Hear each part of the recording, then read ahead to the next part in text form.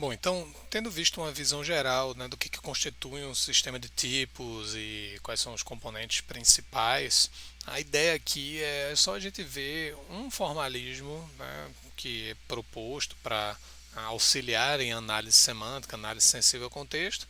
Né. De qualquer forma, antecipo também que o estudo né, da própria noção de teoria de tipos, sistema de tipos, projeto de sistema de tipos é uma atividade aí de pesquisa acadêmica que ainda produz bastante resultados, então a gente está só meio que arranhando aqui, né, a superfície, tá? Não está dando um tratamento detalhado de sistema de tipos. E o que a gente vai tratar neste momento, né, é justamente uma possibilidade de, né, formalismo chamado gramáticas de atributos, né, que foi proposto, né, justamente para você realizar, né, o que se chama de análise sensível ao contexto ou, né, análise semântica, que é o que a gente está o termo que a gente tem usado aqui, certo? Então a ideia geral é, né, usar uma gramática livre de contexto que vai ser aumentada, né, estendida por um conjunto de regras que vai especificar computações. E essas regras vão definir valores, é isso que a gente está chamando de atributo. É um valor que vai ser, né, atribuído, né, ou vamos dizer assim, anexado, né, a um ou mais nós de uma parse tree, de uma árvore sintática que a gente monta, certo? A partir, né, do processo de parsing, né, da derivação de uma palavra.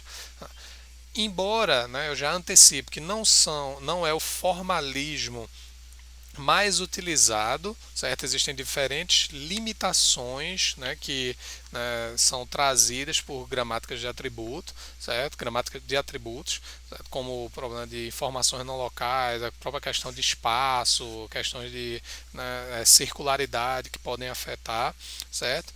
Então nunca foi não é uma abordagem amplamente disseminada na prática, né, mas ela ajuda a gente a pensar, né, no ponto de vista de propriedades que a gente quer avaliar, e isso vai nos ajudar no projeto, né, de visitors que a gente vai escrever mais adiante. Tá? Então, né, as regras vão ser especificadas de maneira funcional. Mas eu estou aqui muito no abstrato, vamos para o concreto. Está aqui um exemplo, né, para a gente introduzir, depois a gente vai fazer um exemplo mais rico de detalhes. Tá? Mas está aqui o exemplo que a gente tem uma mini gramática aqui, certo? Em que D, né, especifica o que é uma declaração. Uma declaração de uma variável, né, ela vai constituir-se de um tipo, T, e de nomes de variáveis que vão ser descritos aí pela regra L, certo? Então a gente está vendo aí que o tipo T pode ser um inteiro ou um real, certo? E L estabelece, né, que eu posso ter múltiplos nomes de variáveis sendo declarados de uma vez, certo? Então eu posso ter algo como int x, y, z, ao invés de precisar de três linhas int x, int y, int z. Certo? E aí onde é que entra, né, a noção de atributos? É justamente nessa coluna que você já está vendo aí, né, regra semântica ou regras de atribuição, certo? A gente vai definir, ó, que tipo de informação, certo? A gente quer associar aos nós. E aí, por exemplo, né, de imediato, a gente pode, né, por exemplo, quando eu tenho uma regra T, né, com int, eu quero que aquilo ali, ó, no valor associado com né, aquele símbolo T, vai ser que o tipo de T é inteiro. Quando T for real, o tipo de T é real, certo? Então, por exemplo, aí está um atributo type, né, que a gente vai associar a justamente nós da árvore. Quando eu derivar T como int, t.type, né, vai ser um atributo daquela instância, daquele nó específico, vai ser um integer, certo? E aí a gente pode pensar justamente, ó, né, se uma dada declaração é um t seguido de um l, certo? A gente pode dizer justamente que o atributo L.in, a gente pode usar aí como se fosse uma inferência, embora o tipo seja explicitamente definido, certo? Mas o tipo aí associado com os nomes descritos por L, né, é justamente o tipo de T, certo? Isso é útil porque, né, finalmente a gente pode introduzir mais duas regras e aí finalmente você vai entender por que tem L1 ali do lado. O subscript ele está apenas sendo usado para a gente diferenciar o L do lado esquerdo da produção do L1, né, que é o L que aparece do lado direito da seta, certo? Então a gente vai dizer, ó, o tipo de L1, né, vai ser o tipo de L, né? E no final, quando a gente tem os casos base aqui, tá, a gente vai ter algo como, né, ó, vou adicionar a entrada, né, daquele ID, né, justamente associado, né, com o tipo de L. Tá? Então, na medida que a gente vai declarando os valores, a gente vai associando aí, certo? Então, aqui a gente consegue ilustrar dois tipos de atributos, né? A gente tem um atributo type, que ele é sintetizado, é o que a gente chama de um atributo formado completamente em termos de atributos do nó de seus filhos e das constantes potencialmente envolvidas aí. Nesse caso é constante, né? T.type integer, né? Não precisou, né, calcular mais nada. E atributos herdados, eles são definidos em termos de atributos do nó e dos seus irmãos, né? Ou do seu pai, né? Dos ancestrais na parse tree. Então, para a gente ver isso, ter um entendimento visual, né, vamos entender como é que ficaria a árvore, né, de uma declaração como essa. Né, um tipo real, id1, id2, id3, fim da entrada. Tá? Aí você vai ver aqui que essa árvore, né, DTL, T resolve para real, aí você está vendo que t.type é real ali, tá? Então tem essa ideia de sintetizado, você está vendo a setinha verde aí, é a direção da avaliação do atributo type, né? E a gente por isso que está diferenciando também, ao invés de chamar tudo de type, né? A gente está separando type e in para você entender a direção e os diferentes tipos de atributos. Então type ele é sintetizado a partir da regra T levando em real, certo? E o tipo in, né, o atributo in, ele é herdado, nesse caso, do seu sibling, né, do irmão aí de T, a gente passa para L, né, e a gente vai herdando, né, essa definição aí. Você vê que todos os IDs, né, têm, né, um tipo real, certo? Então, veja, é uma extensão de gramáticas, né, livres de contexto, como já visto anteriormente, tá? Né? A gente basicamente permite colocar esses atributos e isso pode ser usado para você fazer análise, né, semântica. Né? Então vamos pegar um exemplo um pouco mais intrincado aqui, certo? A gente vai ter programas que vão constituir-se de declarações seguidas de expressões que usam essas declarações. Então você está vendo ali a regra P, né, D ponto e vírgula E. Uma declaração, né, pode ser composta, certo? D ponto e vírgula D, ou ela pode ser, né, simplesmente, ó, um nome, dois pontos, um tipo.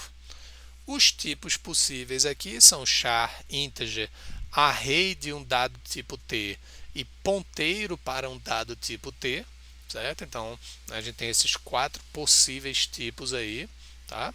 E expressões podem ser literais, né? Assim, um char, um número, né? Um ID, que é um nome de uma variável declarada anteriormente, e três outros tipos de expressões: uma expressão para você calcular o resto né, de uma operação de divisão, um acesso a um array e um acesso a um ponteiro. Tá? Então, está aqui um programa válido dessa linguagem. K declarado aí como integer.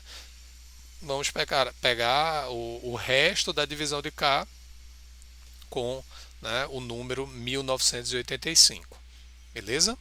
Então, lembrando, né, a gente quer, né, fazer um sistema de tipos simples. Um sistema de tipos ele vai permitir que a gente faça inferência e checagem de tipos. Tá? Então, se a gente pegar a gramática, tá bom?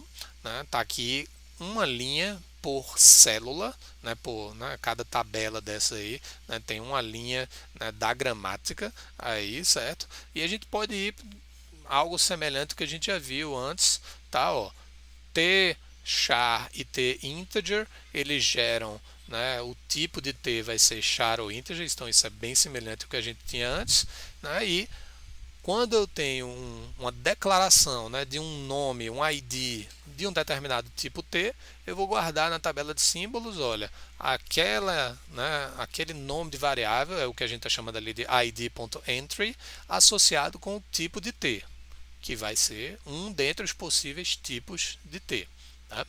Aí a gente tem, né, os outros tipos, além dos tipos base, aí, char e integer, a gente tem arrays e ponteiros. Certo? Então, um tipo de array, né, a gente vai definir t.type, vai ser array com um range, né, nesse caso aqui em particular, enfim, né, sem nenhum motivo arbitrário aqui, né, a gente indexa a partir do número 1 até o número especificado aí dentro dos colchetes, né? Então é isso que a gente está chamando de num.value, certo? Então 1 até num.value vai ser um array do tipo T1. Então novamente a gente está usando o subscript aí T1 para diferenciar aqui, olha, t.type é array, né, do tamanho num de elementos do tipo T1.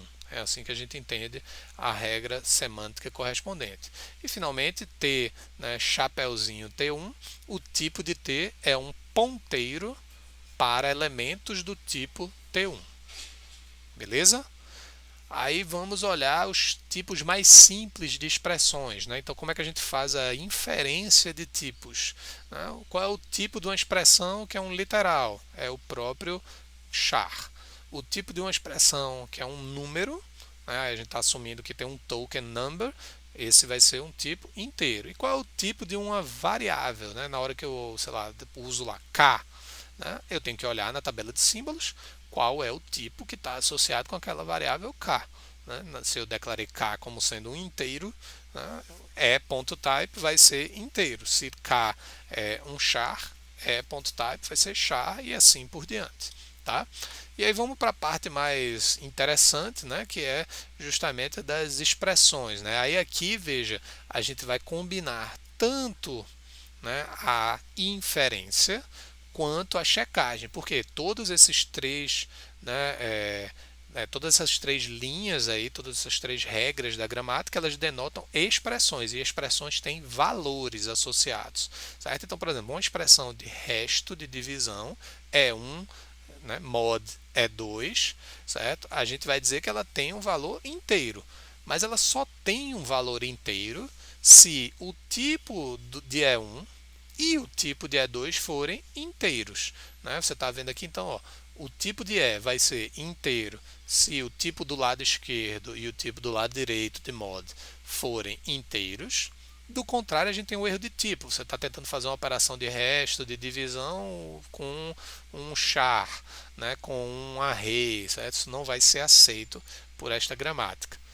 Da mesma forma, eu tenho aqui, ó, E1, né, indexada aí por uma expressão qualquer E2. Então eu posso ter, né, uma operação dessa, E1 mod E2 dentro, né, dos colchetes. Né? Eu não preciso ter apenas números, como é o caso, né, da declaração. Na declaração a gente precisa fixar um número, uma constante, né, para o tamanho do array. Aqui a gente pode ter uma expressão computada, certo? Então, qual que é o tipo de E?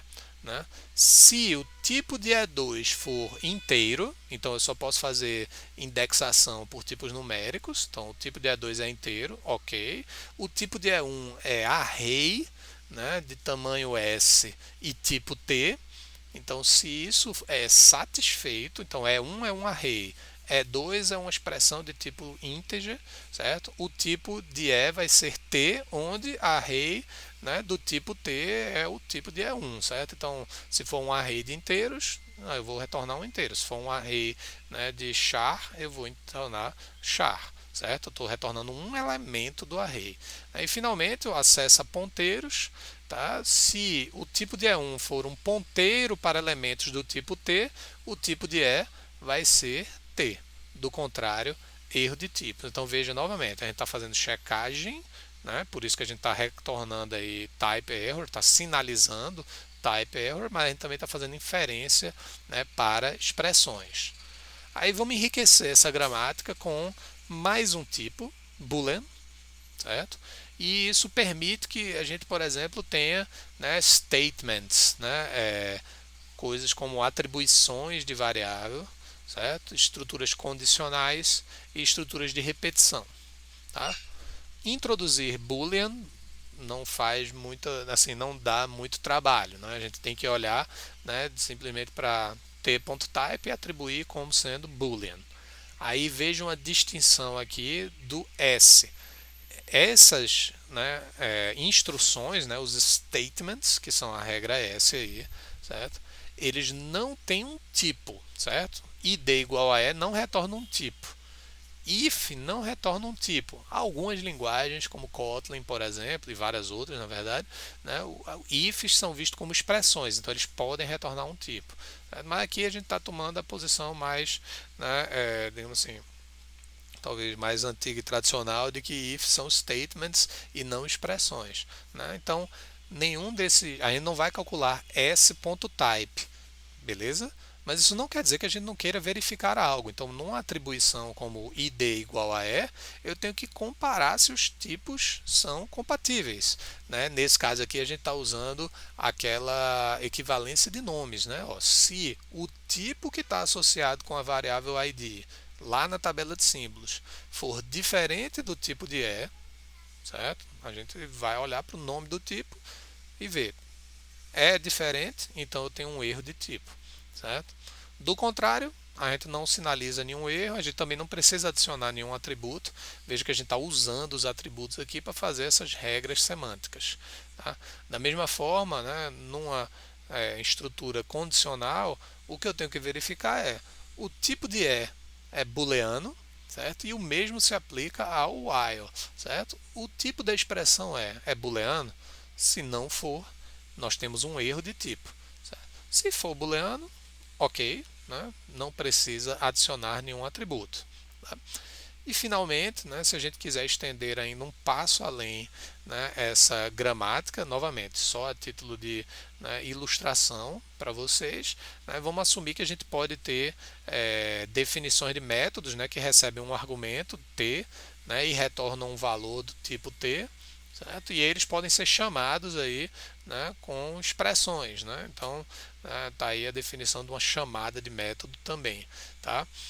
O que a gente vai ter então é, né, o tipo de t, né, quando eu tiver uma declaração que, né, é uma função, né, vai ser um mapeamento do tipo T1 para o tipo T2, isso representado visualmente ali com aquela seta, tá? E o que é que eu preciso definir como o tipo de E, né? O tipo de E vai ser o tipo de retorno da função, certo? Mas, né, eu vou ter que checar, ora, é um é uma função, né, que recebe um tipo S e retorna um tipo T.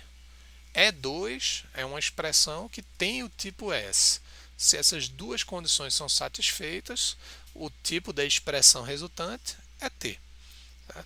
Então, novamente, isso aqui é só ilustrando, né, possíveis regras de tipo, certo?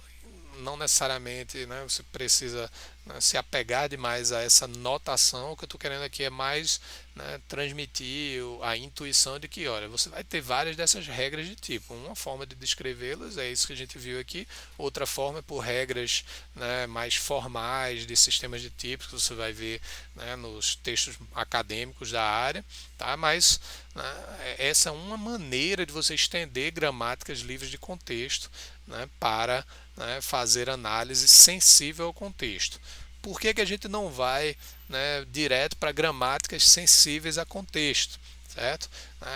Elas são, né, introduzem, por que não? Porque elas introduzem um problema de parsing, né? O problema de fazer parsing de uma gramática sensível ao contexto é p-space complete, certo? Então assim, já, né, começa daí. Então, né, um compilador poderia ser muito lento, tá? Né? E, né, muitas de questões importantes que a gente está discutindo aqui, está introduzindo rapidamente, tudo mais, certo? Elas são, né, muito difíceis de codificar numa gramática sensível a contexto. Por exemplo, essa questão de declaração antes do uso e verificar isso, tá? Então, né, a gente precisaria codificar todas as combinações possíveis de variáveis, enfim, certo? Numa linguagem, né, moderna que inclui, né, vamos dizer assim, nomes arbitrários de variáveis, tá? Isso, né, vai ficar muito um espaço aí de possibilidade muito grande para a gente codificar. Então, por isso que a gente não vai para gramáticas sensíveis ao contexto. Tá? Então, novamente, né, aqui a gente está só usando a noção de checagem de tipos para dar uma visão geral, certo? E no próximo vídeo a gente, né, finaliza essa aula dessa semana, né, discutindo, né, o que a gente vai, né, ver na prática na aula síncrona, né, que é a noção de árvores de sintaxe abstratas, ASTs. A gente vai dar uma introdução geral, mas o grosso, né, vai ser visto justamente durante a aula, tá? Em que a gente vai realmente implementar e a coisa vai ficar mais concreta e a gente vai discutir como, né, essas ASTs vão incluir informação que a gente colocaria, por exemplo, numa gramática de atributos, mas vão permitir a gente, né, calcular, né, fazer análise semântica da mesma forma.